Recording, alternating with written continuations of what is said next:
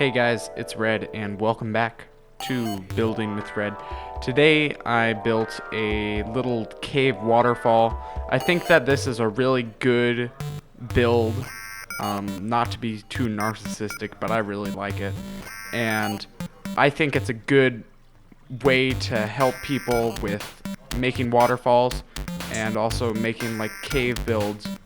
And so let's just get into the build.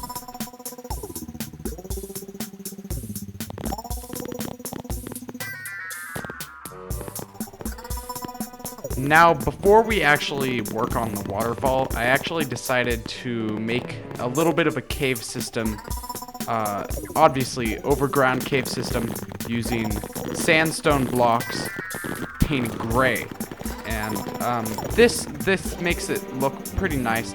It kind of has the same coloration and smoothness, kind of like the stone texture from Minecraft. Because right now, the stone texture for Terraria is great for some things, but for a lot of things like smooth building, like smooth caves, it's not really the best.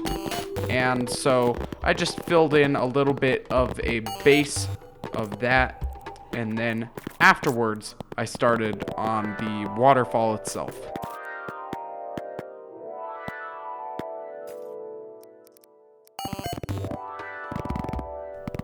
So when you're starting with your waterfall walls and stuff, you might feel a little bit daunted, but the task of making a waterfall is actually pretty simple. So first of all, you have to make the height and width of your waterfall itself with waterfall walls, and then you can make a little bit of a dip in the earth, and then fill that dip with the water coming from the waterfall.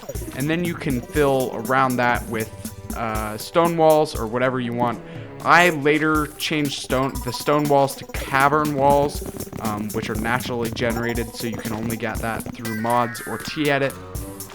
And then afterwards, I took a little bit of some sandstone painted gray and made two holes that have hammered outsides, so water can go in just a little bit, so it kind of looks like the waterfall is a little bit more complete. The edges of the waterfall wall are kind of hidden, and I actually really like that.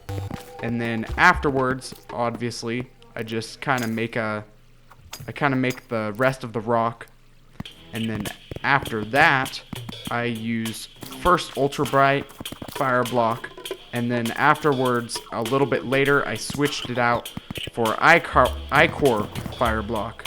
And you obviously want to paint this white, and it looks like the bubbles that you get when the waterfall is going down, like white water.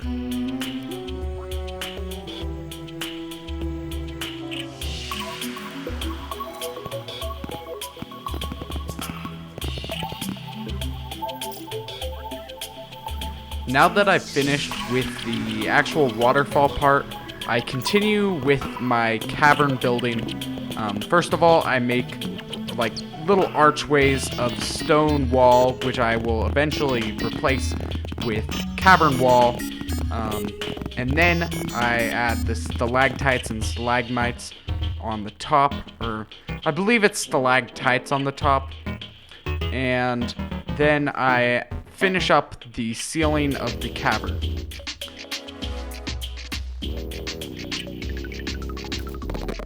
Now that I've finished with the main cavern area, I decided to add a little bit of natural bits. I decided to put a lot of living leaf wall, which is kind of a signature thing of mine, just to like spam living leaf wall as bushes. I think it looks kind of nice, honestly. Some people might think it's a little bit excessive, but I think that it's just the way of nature, man. And afterwards, I added a dirt ceiling part over the normal cavern bit. And this is going to be where all our grass is, and there's going to be trees over it. And then I used a staff of regrowth to obviously put the grass on the dirt and then I add a bunch of bushes with the living leaf walls.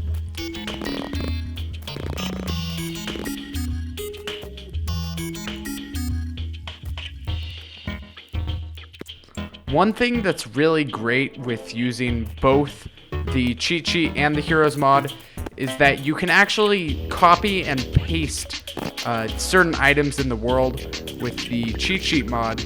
So I actually copied and pasted trees, which I think is actually a pretty good idea.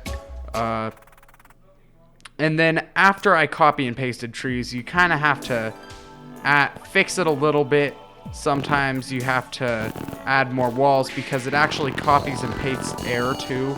So sometimes it's a better idea to do stuff like that in T-Edit.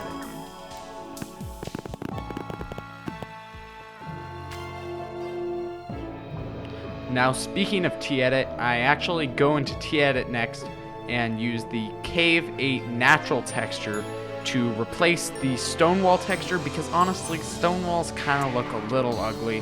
Not super ugly, but they are not the prettiest thing in the world when it comes to natural caves.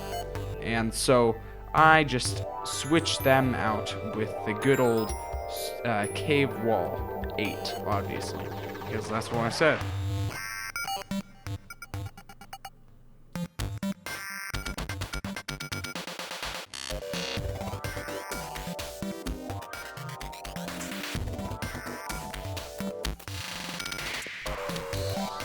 Now for finishing touches in this build, I change out the ultra bright fire for living ichor fire. I add strange plants as bushes or extra bushes to the top of the building, and I add caged lanterns as a little bit of decoration and light because it can get a little bit dark in the cave.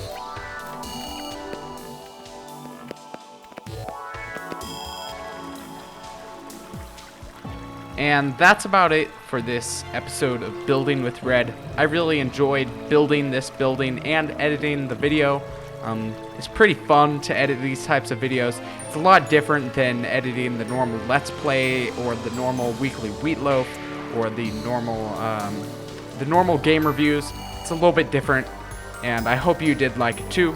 And if you did, you can like, subscribe, and share the video on anywhere you want, maybe Reddit or Instagram or Twitter, something like that, something to get the video out, because growing a YouTube channel is pretty damn hard.